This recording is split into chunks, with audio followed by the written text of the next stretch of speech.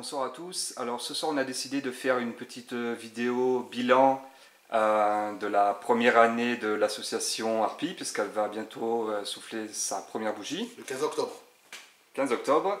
Alors ce soir en compagnie de deux des enquêteurs, donc Sébastien. Président et fondateur. Et Stéphane. Bonsoir Stéphane, fondateur et secrétaire. Voilà. Alors, donc ça fait 1 an que l'association Harpie a été créée, et donc enquête dans le Gard et aux alentours, et publie des vidéos. Vous avez commencé tous les deux à enquêter à peu près au moment de la création de l'association. Donc moi, la première question que j'ai envie de vous poser, depuis 1 an que vous enquêtez, que vous êtes sur le terrain, par rapport à ce que vous imaginiez de cet univers du paranormal et ce à quoi vous avez été confronté depuis 1 an, est-ce que votre vision a changé? Est-ce que vous avez découvert des choses? Est-ce qu'il y a des choses que vous pouvez confirmer, infirmer? Il y a des choses qui vous ont étonné? Vos impressions sur cette première année? Lors de la création de l'association, nous avons commencé à enquêter, effectivement. Nous sommes partis tous les deux avec un téléphone et une caméra normale. Et nous avons capté nos premiers PVE de l'association. Nous sommes restés assez dubitatifs et assez contents d'ailleurs. On a eu des réactions visuelles et sonores, on était assez fiers. Et cette histoire nous a confortés dans l'idée de continuer l'aventure et de fonder l'association, de grandir l'association. On a pris des amis, des personnes qu'on connaissait, qui se sont rejoints l'association. Nous avons enquêté de plus en plus dans des endroits de plus en plus vastes, de plus en plus grands, dans des châteaux, des cures thermales, chez des particuliers, tout ça. Et les réponses sont bel et bien là. On a des voix, on a des photos, on a des audios. Moi je suis content de ce qu'on fait pour l'instant. J'en suis fier. Nous on est parti en fait quasiment sur un coup de tête au départ, faut le dire. C'est vrai qu'avec Sébastien, je crois que l'association n'était même pas encore formée quand on est parti avec notre téléphone et notre pauvre petite caméra dans une maison en construction et on pensait qu'on se faisait des idées, on dit on ressent quelque chose, c'est bizarre, c'est quand même bizarre. Bon, on a enregistré quand même et bon, on est revenu ici. On a écouté et non, c'était pas, c'était pas nous qui délirions, c'était vraiment ce qu'on avait vraiment attrapé des choses.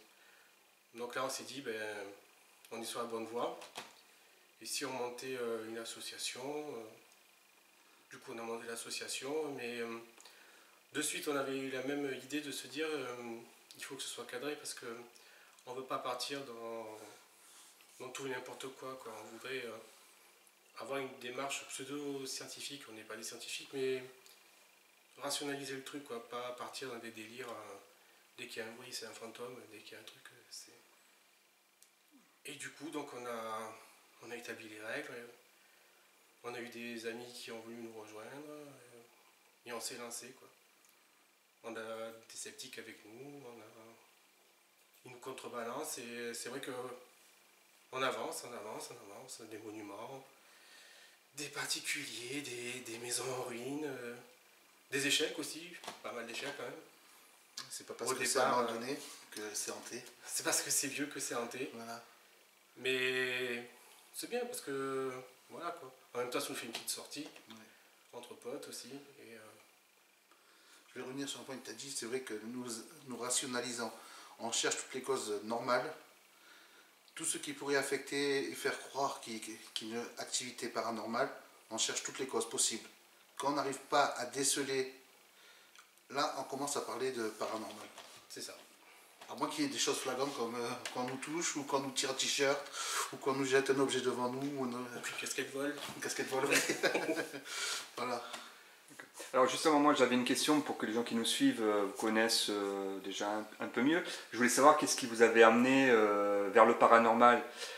Est-ce que vous avez assisté à un événement paranormal plus jeune et puis ça vous a ouvert là-dessus et vous avez ensuite voulu connaître un peu mieux tout le phénomène en devenant enquêteur, ou est-ce que c'est simplement un domaine comme ça qui vous intéressait et puis vous vous êtes dit bah, allez, je vais aller moi-même sur le terrain essayer de découvrir les choses. Comment c'est venu? Attention, moi ça fait un an que je fais l'association, qu'on enquête en terrain avec une association, mais moi auparavant je le faisais tout seul, j'y allais en solo. Je m'intéresse depuis de nombreuses années, à peu près ça fait entre 15 et 20 ans exactement, lors de ma rencontre avec une entité, la première entité que j'ai rencontrée. Donc ça m'a posé beaucoup de questions. Je me suis posé beaucoup de questions. J'ai beaucoup étudié l'ésotérisme, le paranormal, la sorcellerie, enfin, la démonologie. J'ai passé un peu tous les revues en paranormal, même l'ufologie, ça m'intéresse. Et depuis ce jour-là, c'est vrai que j'essaye de rentrer en contact. Je rentre en contact, mais ça laisse toujours beaucoup de questions. Même si on a des réponses parfois, mais on a toujours plein de questions. Et on veut en savoir toujours un peu plus. Voilà un peu mon passif à moi. Moi, je pense que c'est tout petit, c'est en nous en fait, parce que moi, j'étais petit, je sentais des choses, je sentais que, comme quand je suis observé, quand je regarde la télé, mais j'étais petit, je ne savais pas mettre des mots dessus, donc parler aux grands ou quoi, ça pouvait paraître bizarre. On vous dit toujours, bah, c'est parce que tu étais petit, tu te fais des idées, quoi.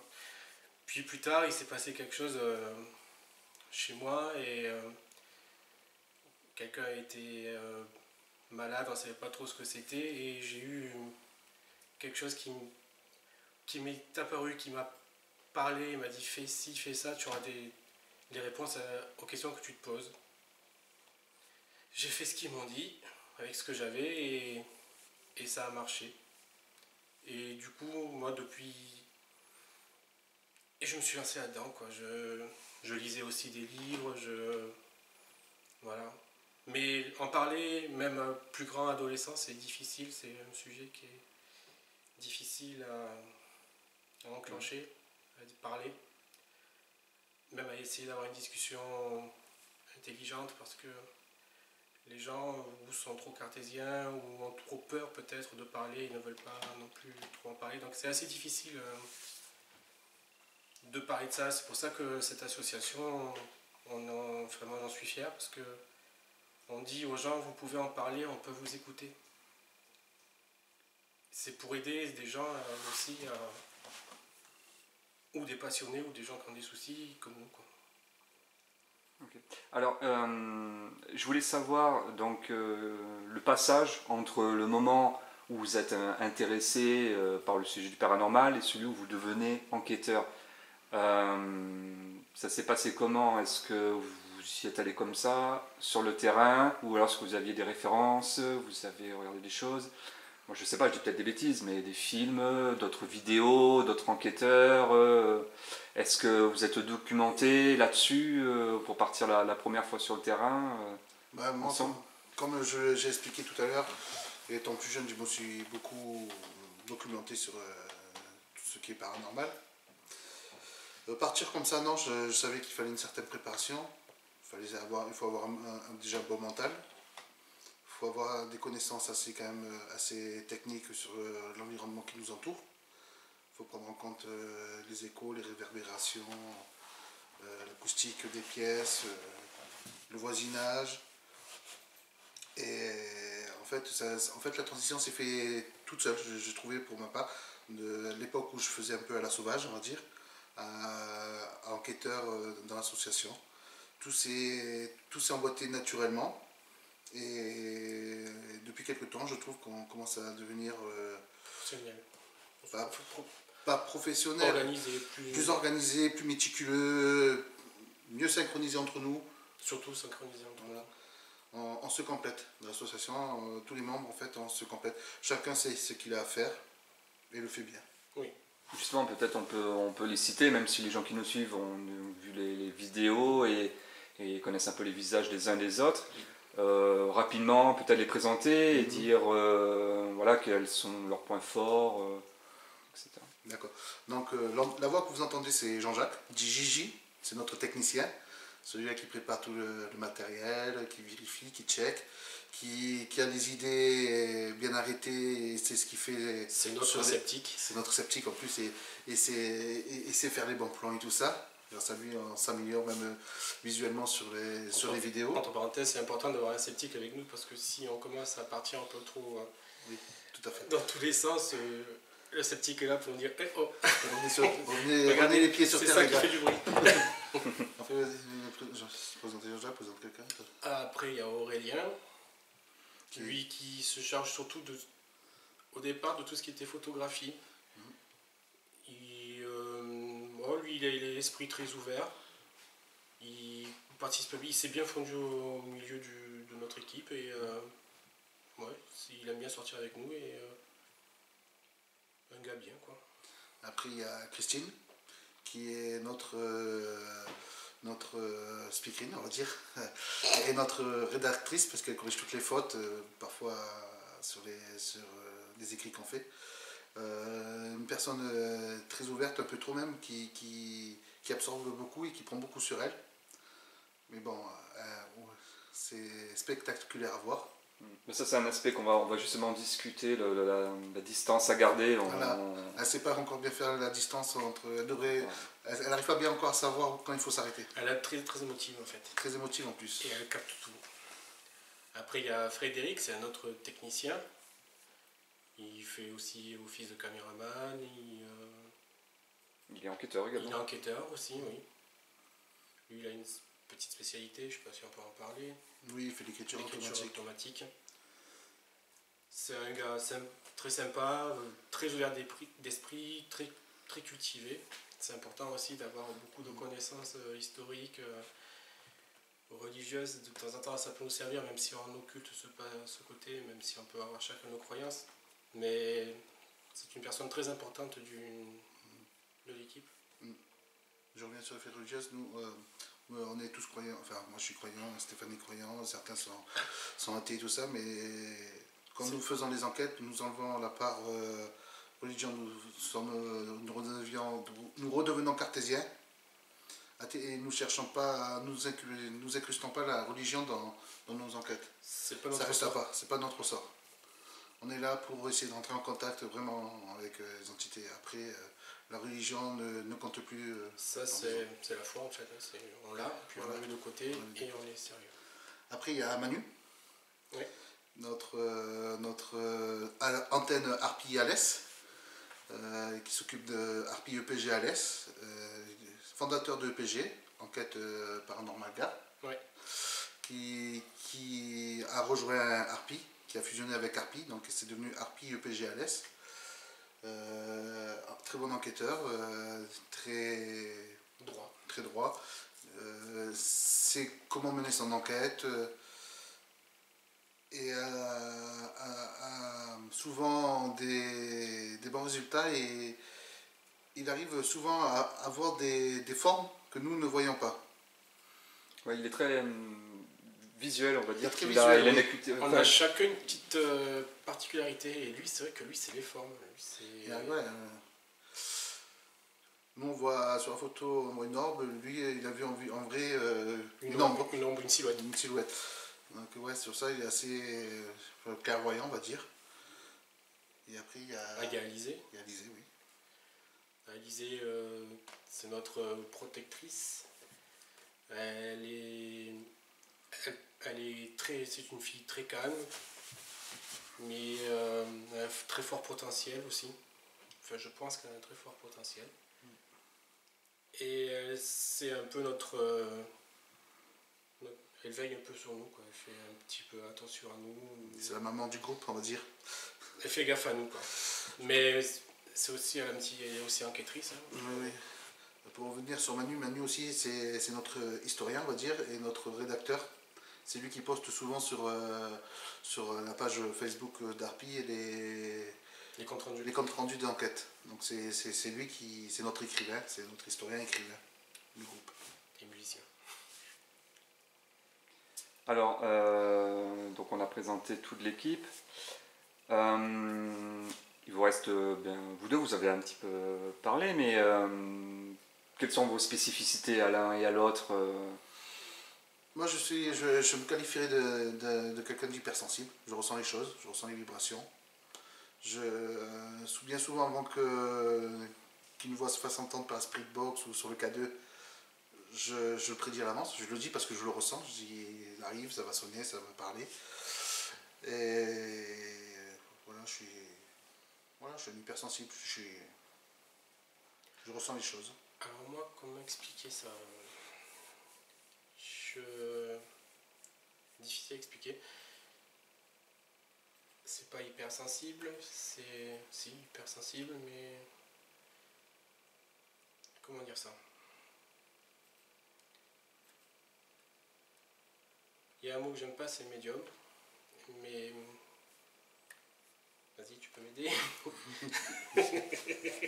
Non, je dirais Mais pas. peut-être t'as pas encore trouvé Si, je ta, sais, ta je- voix ou les, Non, ou les si, mots je- pour je- l'expliquer. je sais. Il travaille souvent, c'est son ressenti comme moi, l'hypersensibilité, plus parfois il a des flashs. Des flashs. Des flashs, il a des flashs. Donc ça arrive qu'il arrive à mettre des mots sur des questions qu'on se pose ou des réponses. Mais c'est pas. On les attire. C'est sporadique. En fait, ce qu'il y a, c'est qu'on les attire. Ah oui, bah, on est des aimants.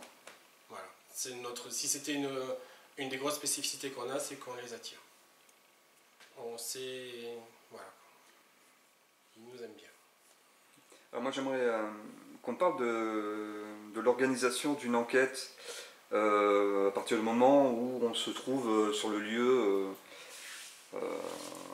J'aimerais savoir comment ça fonctionne.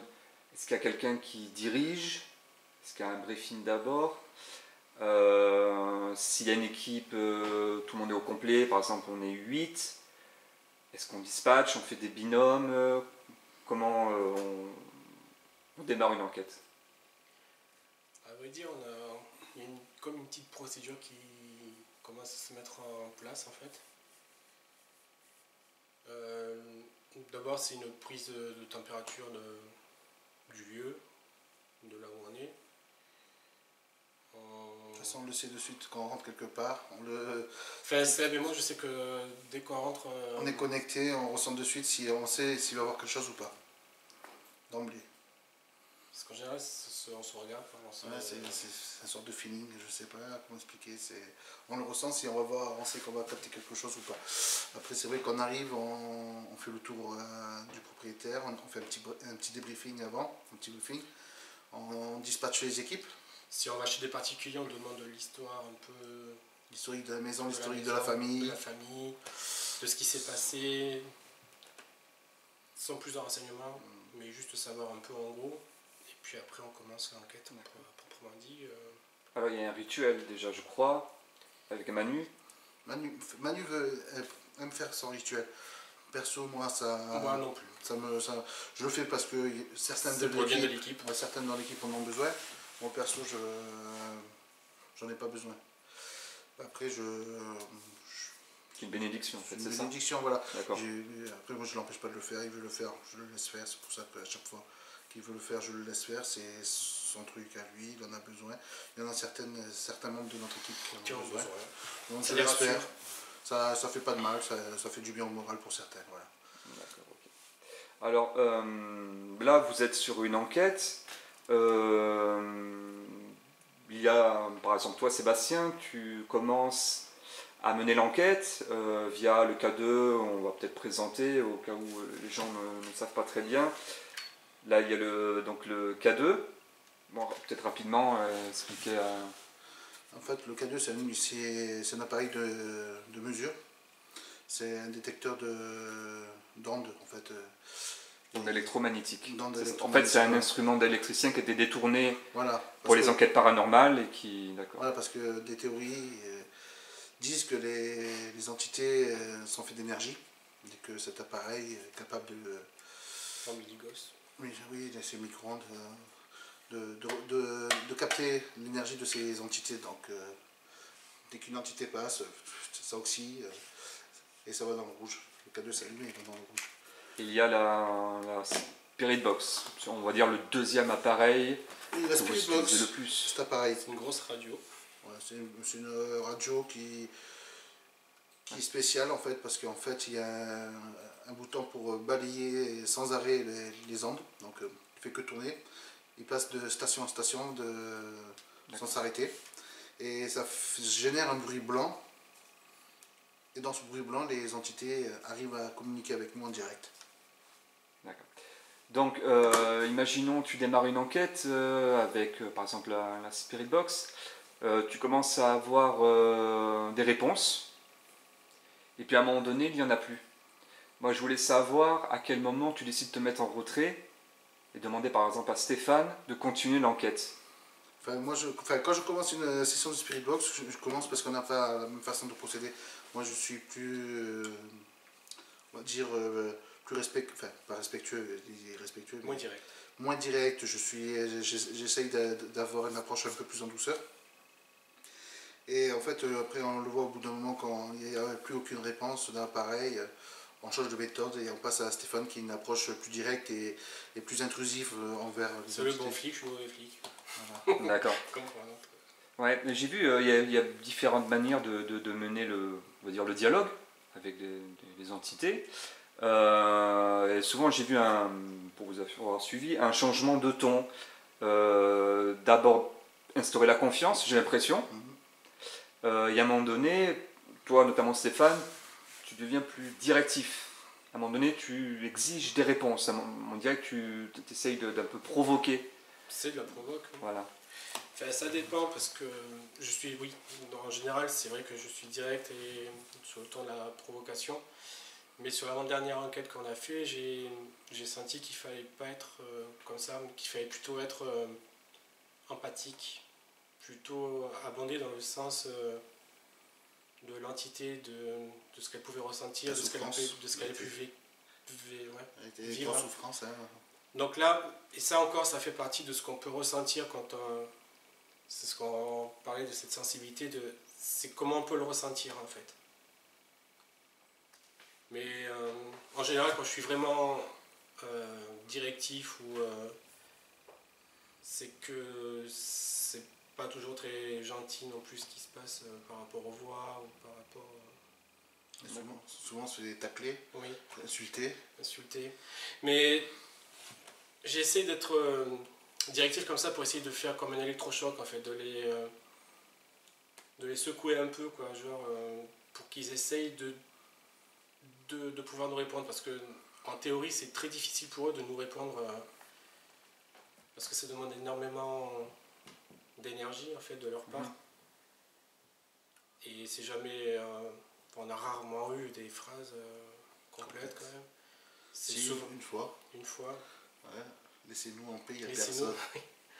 Et sans Spirit Box. Et sans Spirit Box directement dans la caméra. Laissez-nous en paix, il n'y a personne. Et en plus, en direct, on n'a rien entendu, c'est en écoutant les rushs. On était resté sur le cul. Et c'est une approche Manu un peu comme ça aussi, un peu plus sec, un peu plus. Ça dépend du feeling qu'on a. Ouais, ça dépend comment on travaille, on ressent le travail avec l'entité. Quand il y a entité, bien sûr, selon l'atmosphère, selon le ressenti. Ce qui est très important dans toutes ces enquêtes, dans tout ce milieu, c'est le ressenti. L'atmosphère et le ressenti est très important. C'est très difficile à faire comprendre ou à faire paraître, parce que ça se voit pas, ça se quantifie pas. C'est pas visuel. C'est pas visuel, mais le ressenti, c'est énorme ce que ça aide au déroulement de l'enquête.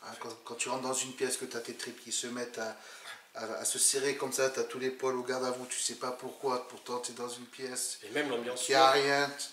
On passe dans une pièce où c'est sain. À une pièce où c'est complètement malsain, on dirait que tu rentres dans un musée des horreurs alors qu'il n'y a rien. Puisqu'il y a le ressenti, bien souvent on a eu des odeurs aussi. Alors, elle les fait ressentir de visu des odeurs. Quand ça pue la charogne alors qu'il n'y a rien. Ou quand tu as des odeurs de parfum, tu sens le parfum d'une femme, le parfum d'un homme, tu sens l'odeur du tabac alors que personne fume.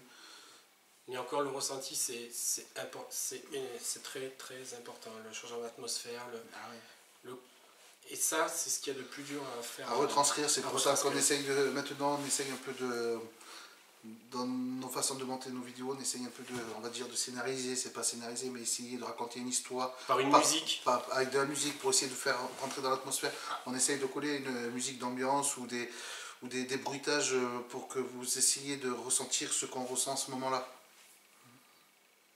C'est ça. C'est le plus important, c'est le ressenti. Ouais. Et c'est ce qui nous aide à mener l'enquête. Alors tout à l'heure, on avait, notamment en parlant de Christine, parlé de distance à essayer de mettre entre soi et une possible entité.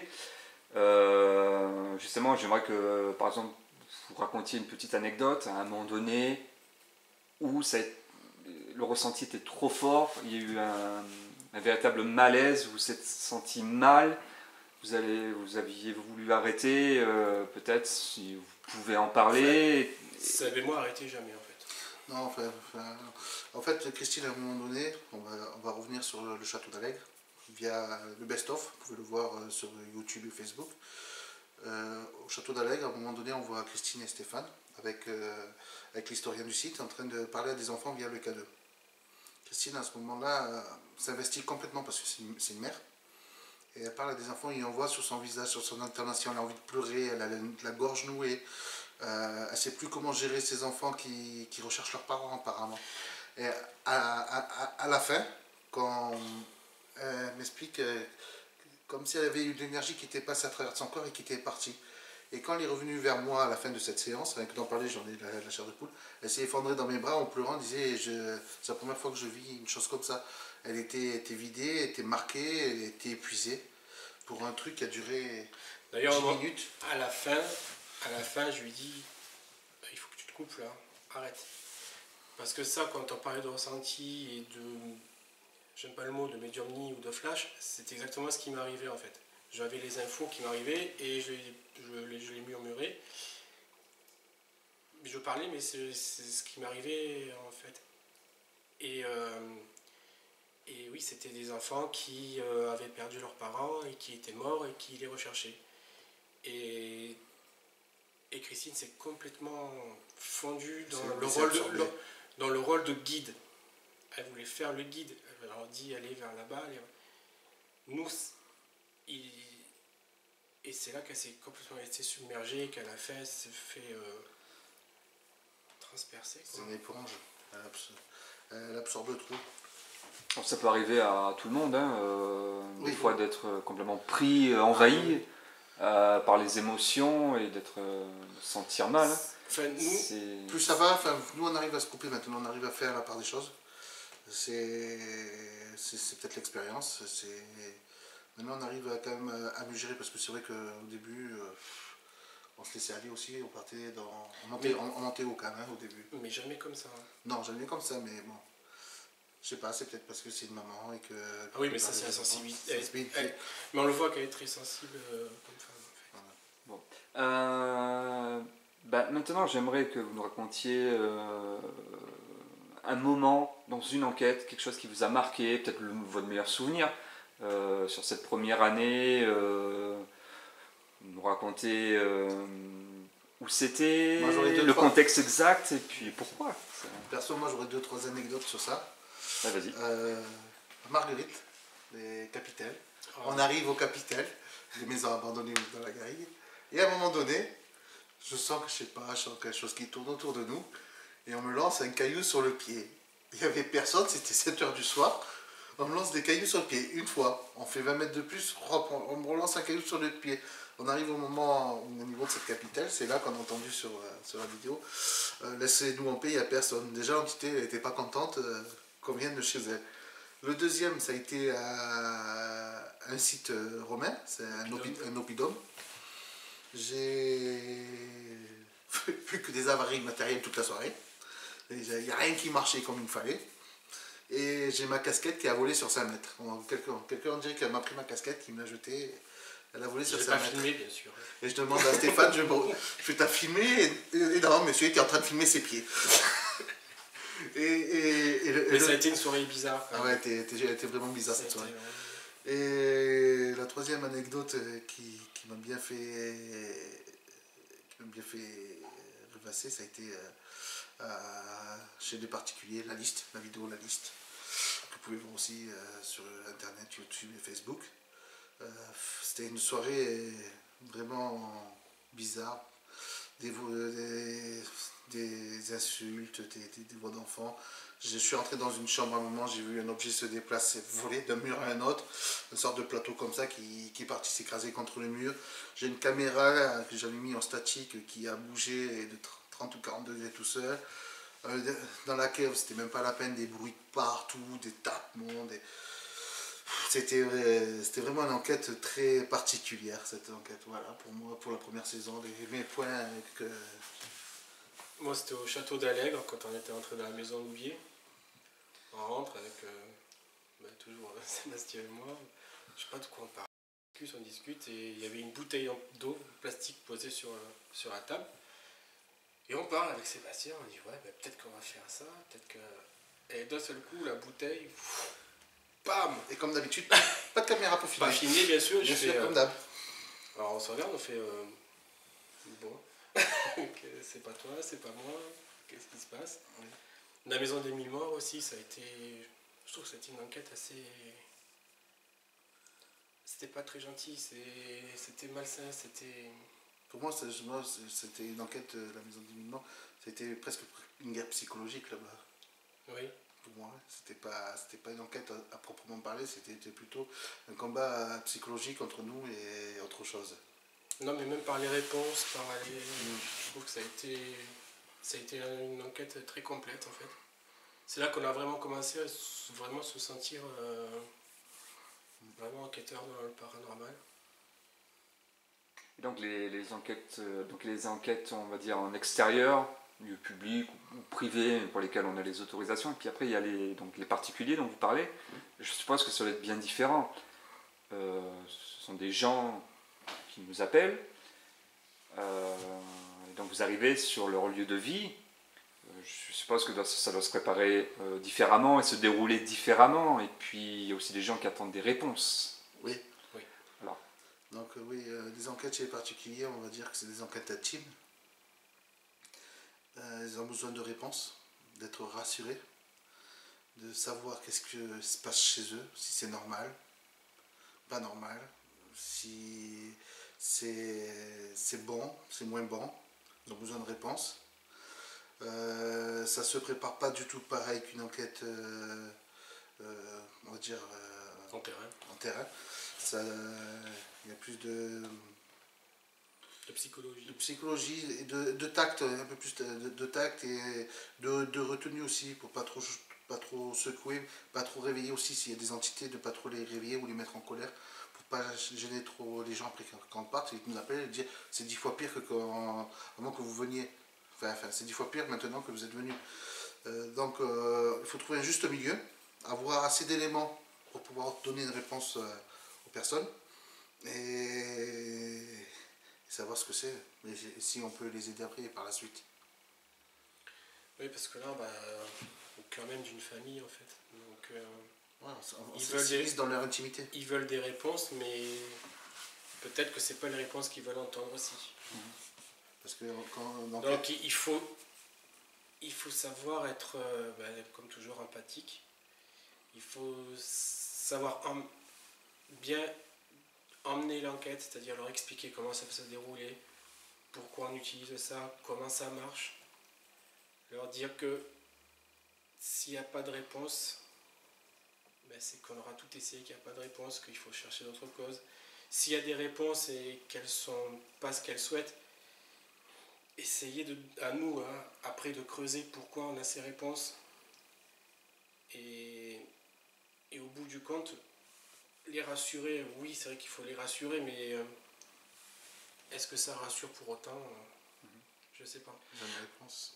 Ils ont des réponses. Mais le feedback qu'on en a, c'est qu'en général, les familles sont complètement contentes de... Donc quand on arrive chez les gens, on demande l'historique de leur maison, s'ils la connaissent, l'historique de leur famille, savoir s'ils ont... Brièvement, on ne rentre pas...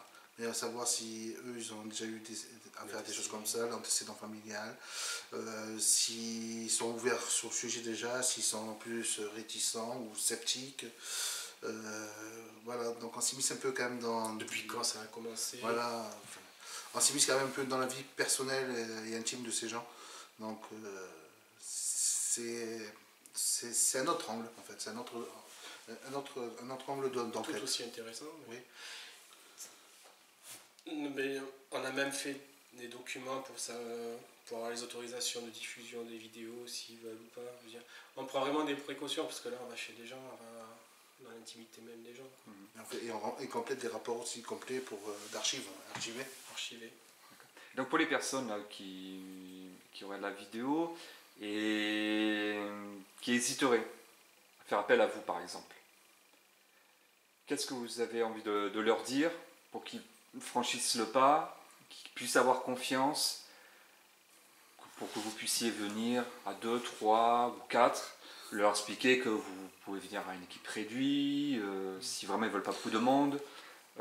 Donc je vais faire une petite phrase qui est tirée d'un film, Osez parler, nous on vous croit. Donc n'ayez pas peur, vous pouvez exposer, on ne va pas vous prendre pour des personnes... Les gens ne jugent pas. On ne juge pas, voilà, on ne va pas vous prendre pour des huluberlus ou des personnes avec un peu de psychose. Non, on n'est pas là pour juger. On est là, on est les derniers, on va dire les derniers remparts à à qui vous pouvez vraiment vous confier. Parce que vous allez aller voir un gendarme, va dire oui c'est bien, il n'y a rien eu, enfin une infraction, un scientifique va vous dire c'est dans la tête, allez voir un psy. Non, nous on est là, on ne vous juge pas. On vient là, nous contacter. Toutes les demandes seront traitées, analysées. Et s'il faut se déplacer, on se déplacera. Voilà. Après, c'est vrai que chez les gens, on privilégie les équipes réduites quand même. Voilà, parce qu'on ne peut pas arriver à 8 chez quelqu'un qui est dans un appartement ou dans une petite maison. Voilà. De toute façon, ça reste privé. Si à leur demande, Voilà. tout reste privé. Voilà, ça leur demande. S'ils sont d'accord pour diffuser, on peut diffuser. S'ils sont d'accord pour diffuser, mais on floute, on floute. S'ils sont d'accord pour qu'on diffuse, mais qu'on ne dise pas la ville, le machin, tout ça, on fait la demande à la personne. Personne ne veut pas qu'on diffuse, on ne diffuse pas. Elle est d'accord, on diffuse. Elle n'est pas d'accord, on ne diffuse pas. On ne remet en cause... à la fin, ils auront toujours un petit dossier. Ils auront toujours un compte rendu. Vidéo, audio. Un compte rendu vidéo, archives écrites et tout. Que ce soit transmis par mail, que ce soit sur clé USB, que ce soit sur CD, ils auront le compte rendu. Donc ce qu'il faut préciser, c'est que, imaginons quelqu'un qui ne souhaite pas qu'il y ait de caméra ou d'image, c'est quand même quelque chose dont vous avez besoin pour travailler. Est-ce que ça peut... Non, ça ils le comprennent, les gens qui conviennent, ils comprennent qu'on a besoin de support vidéo et audio, et ça ils le comprennent très bien. Après, ce qu'ils ne veulent pas, c'est qu'on fasse une diffusion, une publicité, une diffusion sur Internet. Parce que l'avantage de tous nos appareils, que ce soit la Spirit, que ce soit le K2, que ce soit le dictaphone, c'est que, et c'est bien souvent ce qui amène les gens à accepter tout ça, c'est que les réponses, ils ont en direct avec nous en fait. Toutes les réponses, s'il y a réponse, ils les ont avec nous. Les visuel, appareils, ils vont interagir avec nous. Ils ont l'audio et le visuel. Donc si ça réagit, on demande quand même si nous on le ressent, enfin ouais, parce qu'on le ressent quand même, beaucoup, on leur demande, est-ce que vous avez quelque chose qui passe par ici? Est-ce que vous avez de l'électricité qui passe par ici? Est-ce que vous avez... On pose des questions, oui, vous allumez, non, vous restez éteint. Donc c'est très visuel et c'est ludique, les gens le comprennent assez bien. Et là, la Spirit Box, ils ont les réponses en direct. Je ne sais pas si on peut l'allumer un peu. Oui, donc le plus que tu as une réponse. C'est le bruit que vous connaissez si vous suivez les vidéos, voilà. Qui est assez désagréable, c'est vrai, mais on ne peut pas faire ça. Voilà. Et là, ils ont les réponses en direct. Voilà, on va couper parce que ça c'est désagréable. Est-ce que vous auriez des conseils à donner à des gens qui suspecteraient quelque chose d'anormal, on va dire, chez eux, en attendant de faire appel à vous? De ne pas jouer. Ne pas rentrer en contact. Ignorez-les. En fait, plus vous allez leur donner de l'importance, et plus ils vont s'activer. Moi, je suis quelqu'un qui suspecte quelque chose, que je l'ignore. Je vois une ombre, tout ça, je vais ignorer, je vais pas y donner de l'importance. J'entends un bruit, c'est rien, C'est la maison. c'est la maison. Voilà. Parce que plus vous allez dire, oh là là, il y a quelque chose qui se passe de bizarre. En théorie, Ils vont se nourrir de Vous votre peur. Enfin, ça pompe à l'essence, quoi. voilà. Ils vont... et ne pas jouer à essayer de rentrer en contact si vous n'êtes pas prêt, si vous n'êtes pas préparé, même si vous pensez que vous avez certaines capacités, ne faites pas, c'est pas un jeu. C'est pas parce que vous avez un enregistreur numérique, un K2 ou une caméra, vous allez commencer à faire ça, vous allez lui donner de l'importance et vous n'allez pas savoir rompre le lien. Vous n'allez pas savoir comment fermer la porte que vous avez ouverte. Et donc là, ça va être ça va être de plus en plus. Donc si il se passe quelque chose chez vous, ignorez-la. Mais si ça compte, et ça va continuer bien sûr parce que ça va pas disparaître comme ça. Et si vous voulez vraiment avoir un avis, appelez une équipe de votre région. Vous passez via l'UFRP. C'est l'Union française de recherche en paranormal. Et eux dispatchent, parce qu'on est une vingtaine d'équipes en France, et ils vont dispatcher par rapport à la région, à chaque équipe qui pourra intervenir chez vous. Tout ceci gratuitement, bien sûr. Mais le bon conseil, c'est ne faites rien vous-même. Voilà. Ce n'est pas un film. Ne regardez pas les films, ça ne se passe pas du tout comme ça. Nous sommes préparés, nous avons étudié, il n'y a pas d'école pour ça, mais on a étudié beaucoup de livres, beaucoup de documents sur ce qui se passe, on a notre expérience, donc ne le faites pas seul, ne vous amusez pas à ça. Vous savez, on ne sait pas ce qu'on peut réveiller derrière. En fait. Les jeunes, ne le faites pas, et ne le faites pas seul, ne partez jamais seul et ne le faites pas. Faites-le avec une équipe expérimentée. Dites-vous que c'est comme la plongée, on ne part pas seul.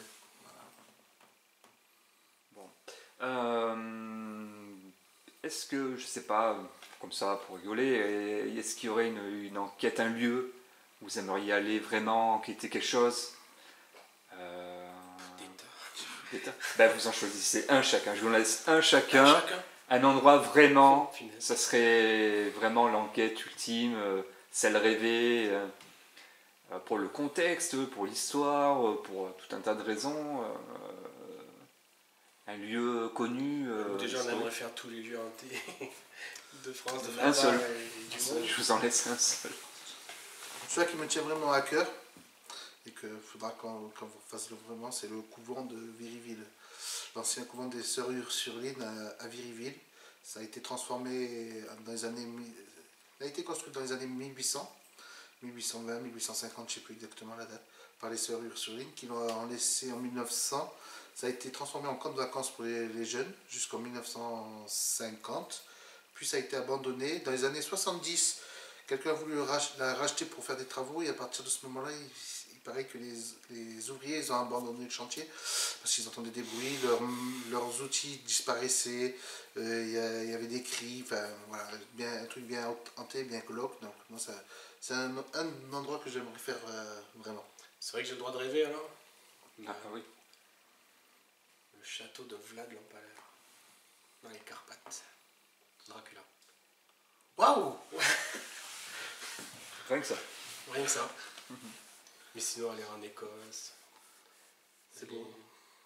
Peut-être un jour. J'espère. Bon. Peut-être pour terminer, Sébastien ou Stéphane, est-ce que vous voulez peut-être parler de l'année qui arrive, peut-être les projets en cours qu'on aimerait mettre sur place Donc nous avons dans nos cartons Harpy TV. Pour l'instant ça traîne un peu, ça va faire bientôt un an qu'on l'a en projet, mais bon. Le planning, la vie étant ce qu'il est, le planning de chacun, tout ça, bon c'est assez compliqué de le faire pour l'instant, mais on va y arriver. Donc ce sera en fait une émission qui ressemblerait un peu à ce qu'on est en train de faire là maintenant. Exactement. On peut dire que c'est l'embryon. Voilà, mais l'équipe réunie au complet. Un talk show, une sorte de talk show. Voilà, et pour rentrer un peu plus dans le détail dans le domaine du paranormal, et peut-être pour essayer de montrer aux gens un peu les démarches à suivre. Voilà, comment marche un appareil. Voilà, quelque chose de plus didactique et ludique bien sûr en même temps. Voilà. Après nous avons des gros projets en termes d'enquête. Nous avons, comme je viens de le dire, l'abbaye. Nous avons, je ne peux pas vous les dévoiler parce que c'est des surprises. Mais bon, je pense que cette année va être assez riche. On a chez les particuliers aussi. On commence à avoir de plus en plus de demandes pour les particuliers, à faire chez les particuliers. C'est assez vivant sur notre page Facebook, les questions en fait. C'est assez vivant. On a Oui. beaucoup de photos qui nous Oui, demandent oui. d'examiner des photos. Voilà. C'est vrai que ça commence à bien bouger.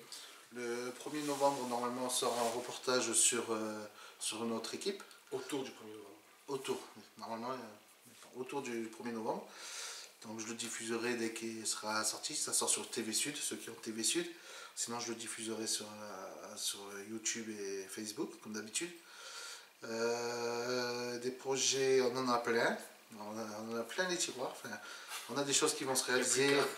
Alors, il y a des choses qui vont se réaliser petit à petit.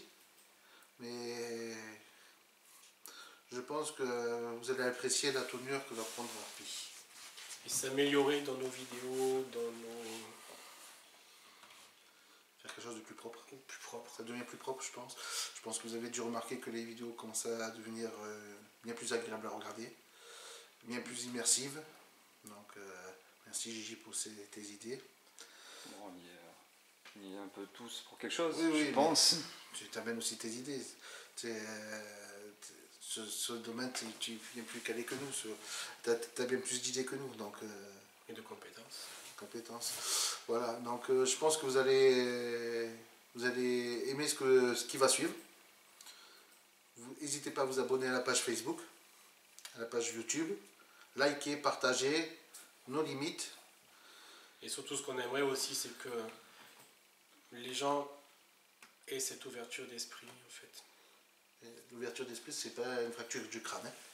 Que les gens puissent accepter ce qu'on ne voit pas.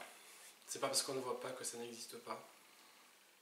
Puissent accepter qu'il y a la science, mais qu'il puisse y avoir autre chose que la science. C'est marrant parce que moi qui suis sceptique, on l'a dit au début de la vidéo, quand je parle autour de moi de ce qu'on fait, je me rends compte qu'il y a beaucoup plus de gens qui soit y croient, soit sont, comme on dit, comme moi, sceptiques, ça veut dire, ils disent pas oui, ils disent pas non, ils sont entre les deux, et finalement, j'ai envie de dire, les langues se délient quelque part. Lorsqu'ils ont en face quelqu'un qui y croit, ils osent le dire. Parce qu'ils ont peut-être peur d'être... Mais naturellement, j'ai l'impression que non. Oui, nous, on en parle normalement parce que c'est notre passion, c'est notre activité, c'est pas tabou. Même c'est pas tabou. Enfin, même dans ma famille, même ça n'a jamais été tabou. Ça l'est encore pour beaucoup de personnes. Mais c'est vrai qu'on a remarqué que quand on commence à en parler, les langues se délient. Les gens osent parler, mais il faut mettre la conversation sur la table. Le problème, c'est qu'il faut toujours qu'il y ait un facteur, une personne qui commence à en parler pour que les autres, ah ben tiens, moi aussi, ben moi alors ça, voilà. Mais en parler de façon intelligente aussi. Voilà. En parler avec des faits, en parler avec l'intention de savoir ce qu'on dit en fait. Parce que moi je n'ai rien contre les sceptiques, je n'ai rien contre la science, tout ça, absolument pas, au contraire, il faut qu'il y ait tout ça. Mais j'accepte les critiques, mais les critiques constructives en fait. Tout soit constructif.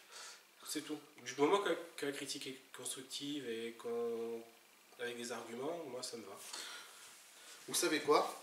Je vous propose que vous, sur notre page Facebook, vous nous partagez vos histoires. Je vais faire une page avec un recueil et un livre d'or, vous allez partager vos histoires, si vous voulez. Ça serait intéressant de voir un petit peu les histoires de chacun et mettre en relation le vécu de certaines personnes avec d'autres personnes pour voir ceux qui se rapprochent, les concordances et tout ça. Donc je vais vous inviter prochainement à ceux qui le souhaitent bien sûr, à partager leur histoire ou un petit pan de leur passé, de ce qu'ils ont vécu personnellement et tout ça. Je pense que vous allez voir, on aura des surprises parce que je pense qu'il y a pas mal de monde qui va nous raconter quelque chose. Oui, c'est une bonne idée. Très bien, on va mettre ça en place.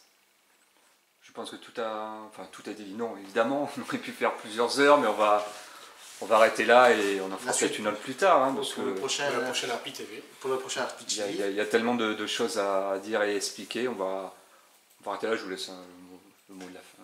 Bonsoir les amis. Et ce fut une grande année. On espère continuer à y emmener encore plus de réponses. Et merci de votre soutien et de votre confiance.